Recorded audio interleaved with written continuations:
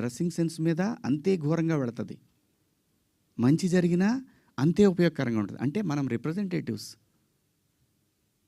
సుబ్బారావు గారు మీరు ఏదో అడుగుతున్నారండి. ఒక్క నిమిషం, సుబ్బారావు గారు ఏదో అడుగుతున్నారు. అఫ్కోర్స్ మీరు అన్నట్టు మీరు వాడిన 2 పదాలు అన్పార్లమెంటరీయే కాదన్ను.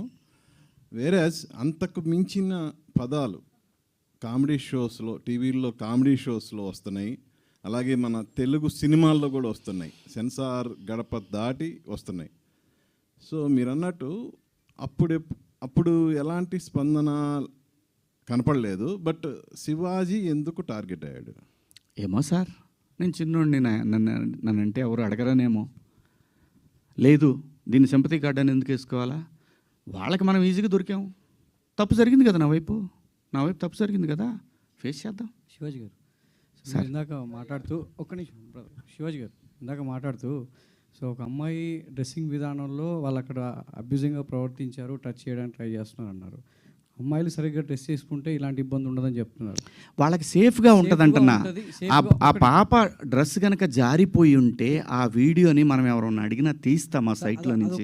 అది ఒక ఇన్సిడెంట్ కావచ్చు సార్, బయట చాలా జరుగుతుంది. అదే నేను అంటున్నా. కానీ అలా ప్రవర్తించే ఒక ఆర్టిస్ట్ వచ్చినప్పుడు, ఒక స్టార్ హీరోయిన్ వచ్చినప్పుడు ఎవరైనా సెల్ఫీల కోసం ఎగబడతారు, చూస్తారు.